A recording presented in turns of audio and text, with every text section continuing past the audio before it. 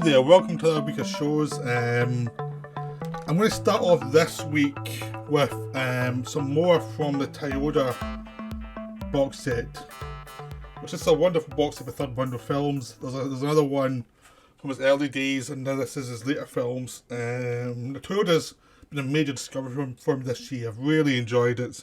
The problem with Toyoda films is they're really complicated and they're hard to talk about entirely without giving away too much, especially some of these later films I'm going to talk about today, which are very recent. Now, I'm going to talk about is the short films today, or his non-feature length films, which these are Monsters Club, Wolf's Calling, The Day of Destruction, and Go Seppuku Yourselves.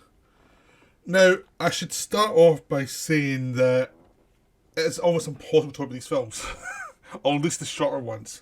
So this is probably a very short video because I'm not actually going to go into too much detail about them. Because you have to actually see them for yourselves. And the way a lot of really good directors go, Toyoda's gone, where as he gets older, the meaning of the films is not always in the narrative. The narrative gets you to the point, but it's not really what was great with the film. I mean, I talked before about I'm Flash. The great thing about I'm Flash, all of its greatness is really in the way it's executed. It's not really in the plot. The plot is interesting enough, but you've seen it in many other TV shows and films, the idea of a religious leader being making a mistake and being corrupted. I mean, it's old hat. The idea of cult leaders being dodgy. It's old hat. Because this film looked into faith and what you need from faith and the family dynamics of business, and it was really into the things that would normally be ignored. And then Toyoda made the whole film with that, and it was actually all about the nuances and the sense of isolation and the complicated interaction between people. That's what directors do as they get older and they become more mature, and they've had enough of the more facile stuff that the boy started with. I mean, if you look at Porno Star's terrific, but it is very influenced by other films. It's obviously made by a different guy with a lot of talent, but he is influenced by films and books and manga and things like that. He quickly went away from that. I mean, the transition was probably Blue Spring. Blue Spring actually had influences from there, but it was also, it felt much more realistic in a way, even though it actually was focused on the interior lives of people rather than trying to be a pure realism, but there was still more of a sense of taken from life. And as he went on with Nine Souls, he was becoming much more of a dynamic director who's interested in people and their problems, even though he understood how films worked, how narratives worked, and how you had to quickly get the point across. He was developing. Now you get to these later films like I Am Flash, it's much more less dynamic in a sense of narrative, but it's much more dynamic in the sense of style, but in a very muted fashion, in the sense that the style's about putting ideas across, but putting ideas across them with layers to them. The way we see some in the later David Lynch film, he's trying to do layers of things. It's not just about the narrative. I mean, David Lynch is the director I go to most with Toyoda, in a sense that if you explain the plot, you're not really explaining what the film is. The film's not about the plot, the plot's just to get you there. It's not really what it's about, it's the atmosphere, it's the way the characters interact with the atmosphere. And in these short films, it's really like that. It's really, he's cut it down to the essence, and sometimes you get to the end of the film is, you understand the film, but you couldn't explain to anybody why you understand the film. I mean, Wolf's Calling and Go Seppuku Yourself are both films that I don't have a clue how you'd explain them. So I'm not going to bother, I'm just going to say, watch them, they're 15-20 minutes long, just watch them. Do not expect like a quick flash narrative, it's the mood pieces, but you'll get a lot out of them. They're wonderful, but I cannot explain them to you in a way that would make you want to go watch them as a narrative function. It's about going to watch the film because the directors were so good. But if I try to explain the narrative function of it, I think you'd end up thinking, I'm not going to bother. Because it's not really about that. Same way if you explained what Twin Peaks Return was, you'd be thinking, That's about some guy wandering around Las Vegas for a while when other people try to work out what happened 25 years ago. You'd be like, well, how's that 20 episodes? And it's 20 great episodes. That's what a great director can do, is like take something that could be something banal and take it to great lengths and use style, use characters to create an atmosphere so that there's a lot of meaning going on in it.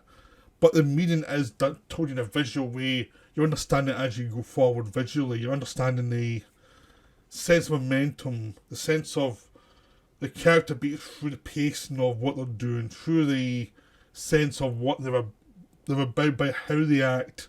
And how they act and how other people react is really important. And, that's Toyoda in the later period. You just have to watch the film. You might get them, you might not, but they are films about the atmosphere of filmmaking. It's not just about what the plot is. And in the really short films, the plot is really basic, but the atmosphere is wonderful. These two films are both Calling and Go Seppuku Yourself, part of a trilogy. It also includes The Day of Destruction, which is the longest piece, which is about an hour long. It takes place after a plague has come about. Sort of like COVID, but sort of not at the same time. It's a reflection of COVID, a reflection of everyone wearing masks and people feeling distant from each other, and the sense of how you feel through that kind of plague where you're disengaged from humanity and you're trying to establish what your links are to humanity and what humanity's about to you, and what your place in your own social structure is, and is it respectful to you, is it not? So it's all the idea of the world's falling apart, you start to see who you are, and it might not be a nice thing. It starts off black and white with a guy going into this town to find this monster that's there, and that's the spread of the plague, and you'll recognise the guy doing it because he's been in a lot of Toyoda films, a lot of other films. He was a lead assassin in the I'm Flash. I'm not going to try and pronounce his name just now. And then it goes on to the other characters floating around, and there is a narrative within the world, but again, it's about the atmosphere of Japan at the time. This idea of what is Japan, how is it tied to its past, how do people move forward and also respect the past, and how does the past tie onto them, and how does it affect them as they're going forward? Because Japan's a society with a huge past, but also it's trying to be very modern, so it's like a disconnect here, and this film's about that disconnect in a way that only a Japanese person could probably do because they're feeling it. It's from the inside. It's just what's going on in Japan. It's a wonderful film. From the outside there, I couldn't tell you anything about what a Japanese disconnect is in the soul they're trying to say, but you can feel it as the film goes on. You can feel the sense of dislocation through it. It's just wonderful. But again, I don't want to say much more about it because I think you really need to see it for yourself to see what it's about and sense it. It's all about sensing it. So that's that trilogy. I mean, I hope I've given you a sense of it without sort of making you wonder what the hell I'm talking about. But it's not really narrative based. Between them all, they make up almost a narrative length for a film. Between all three of them. You watch them all three of them, it is like almost a narrative length, an hour and a half. So you can't kind of review it as a film on its own. The other one is Monsters Club, which is about a guy who has some tragedy in his life, and he's sending bombs to different places in Japan as a kind of acting out, basically. Adolescent acting out in an extreme way, in a kind of very brutal way, and it's all about the dislocation. At this point, it's all about the dislocation of a person, how he feels about his family, and it's an extreme version, and it's the idea of the ghost you pull, that you carry with you in your ideas, in your relationships, and how they affect you, and how you interpret them. So this is almost like a, on one hand, it's a take on something like Fight Club, the idea of a dislocated person in a society that doesn't understand them.